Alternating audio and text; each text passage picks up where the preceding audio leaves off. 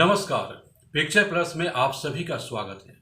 मैं हूं संजीव श्रीवास्तव। इस वीडियो में हम तूफान फिल्म की कुछ अहम बात और कुछ कमजोर बातों पर भी चर्चा करेंगे, लेकिन उससे पहले आप सबसे रिक्वेस्ट है, पिक्चर प्लस को सब्सक्राइब करके घंटी बजा दें। तो चलिए सबसे पहले खास बातें कर लेते हैं।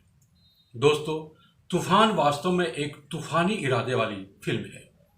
इसमें फिल्म मेकर ने कुछ बड़ी गलतफहमियां दूर करने की कोशिश की है। उसे बिंदुवार समझने की मैं कोशिश करूंगा और साथ में संक्षेप में कहानी भी सुनाता जाऊंगा। सबसे पहली गलतफहमी तो यह कि फिल्म का नायक अगर मुस्लिम हो और फिल्म में मुस्लिम बैकड्रॉप दिखाए जाएं तो शायद आज के ज़माने में फिल्म को लोग कम देखने जाएंगे। ऐसी धारणा आजकल विकसित कर ली गई है, लेकिन डायरेक्टर राकेश ओम प्रकाश मेहरा और राइटर अंजुम राजावली विजय मौर्य की जोड़ी ने इस मिथ को बड़ी ही साहसिकता और सूझबूझ के साथ तोड़ने का प्रयास किया है, क्योंकि आज की तारीख में सिनेमा के पर्दे पर खलनायक अगर मुस्लिम हो तो फिल्म के हिट हो जाने की संभावना बढ़ जाती है। लेकिन यहाँ स्थिति थोड़ी उलट है। फिल्म मेकर ने जोखिम उठाते हुए नायक को ही मुस्लिम बना दिया है। हीरो फरहान अख्तर असली जिंदगी में मुसलमान तो हैं ही और पर्दे पर अजीज अली के रूप में भी मुसलमान हैं। डायरेक्टर राइटर चाहते तो अजीज को भी प्रेम, राज, राहुल, करण वगैरह बनाकर पर्दे पर पेश कर सकते थे, लेकिन उन्होंने ऐसा नहीं किया। तूफान की कहानी जिस तरीके से आगे बढ़ती है उस प्रवाह में लोग भूल जाते हैं कि इस बॉक्सर का आखिर मजहब क्या है। उसके गुरु नाना प्रभु यानी परेश रावल से फिल्म में एक जगह धार्मिक मसलों पर विवाद के बीच उनके दोस्त बने मोहन आगाशे कहते हैं, बतौर बॉक्सर उसका धर्म तो बॉक्सिंग हुआ ना। फिल्म में दूसरी बड़ी पॉजिटिविटी एक गली छाप गुंडे का विजेता बॉक्सर बन जाना है। इन दिनों कई सारे विजेता बॉक्सर या रेसलर के गैंगस्टर बनने की बहुत सारी कहानियां हमने देखी सुनी है, लेकिन यहाँ एक गली छाप गुंडा और वसूली करने वाला बदमाश एक सफल बॉक्सर बन जाता है। उसे लाइसेंस देने से पहले शपथ दिलाई जाती है कि वह किसी गैर कानूनी काम में लिप्त नहीं होगा। यानी इस बिंदु पर भी इस कहानी का किरदार निगेटिविटी से पॉजिटिविटी की ओर जाता है। फिल्म में तीसरी बड़ी गलतफहमी दूर करने की कोशिश की गई है लव जिहाद जैसे निरर्थक शब्द को लेकर। वास्तव में यह एक मीनिंगलेस शब्द है। फिल्म में अजीज अली के गुरु को जब यह पता चलता है कि वह उसकी बेटी डॉक्टर अनन्या यानी मृणाल ठाकुर से प्रेम करता है तो वह आग बबूला हो जाता है और मसला दो मजहबों का बन जाता है, क्योंकि नाना प्रभु की पत्नी मुंबई ब्लास्ट में मारी गई थी और इसी वजह से उसके भीतर मुसलमानों के लिए नफरत की भावना भरी हुई है।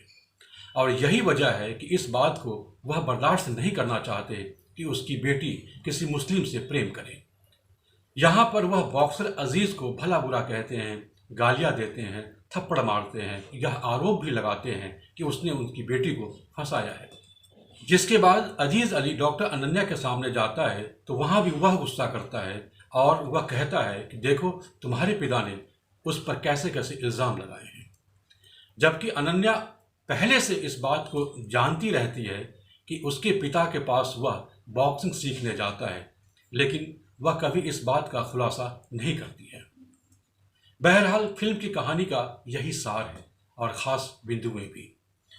फिल्म के कलाकारों के अभिनय की बात करें तो मुझे फरहान की एक्टिंग व प्रतिभा से कभी कोई निराशा नहीं रही, सिवाय उनकी आवाज़ की क्वालिटी और डायलॉग डिलीवरी के। फिल्म के एक प्रमुख नायक की आवाज़ और अंदाज़े बयां में आकर्षण होना ही चाहिए, लेकिन इस मोर्चे पर कुछ टिप्पणी इसलिए नहीं कर सकते क्योंकि आवाज़ तो प्रकृति की देन होती है, लेकिन एक्टिंग और किरदार को सहजता से जीने के लिए की गई उनकी मेहनत हमेशा काबिल तारीफ रही है। भाग मिल्खा भाग की तरह यहाँ भी उन्होंने मोहम्मद अली के फैन अजीज अली बनने की पूरी कोशिश की है।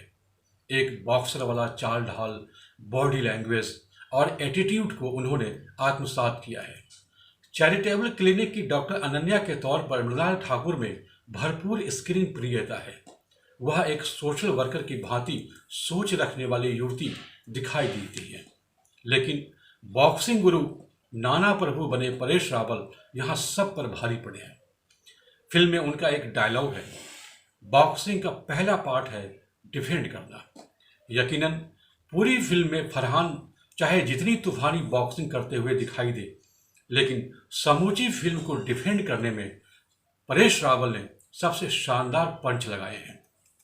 जावेद अख्तर के गीत और शंकर एहसान लॉय के संगीत में कहानी के बैकड्रॉप के अनुरूप नई ताजगी है।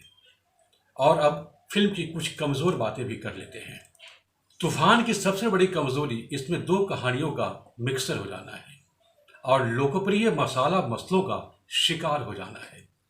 ना तो यह फिल्म पूरी तरह से एक बॉक्सर की कहानी बन पाती है और ना ही एक प्रेम कहानी। फिल्म की कहानी दोनों तरफ झूलती रहती है, इसीलिए तूफान कहीं कहीं कमजोर पड़ जाता है तो कहीं कहीं अपनी दिशा भी बदलता हुआ दिखाई देता है। लेकिन इन कमियों के बावजूद फिल्म की डायरेक्टर राइटर की टीम की साहसिकता की जमकर तारीफ की जानी चाहिए। मेरी तरफ से इस फिल्म को मिलते हैं 2.5 स्टार। देखते रहिए पिक्चर प्लस, जिंदगी के बायस को। नमस्कार।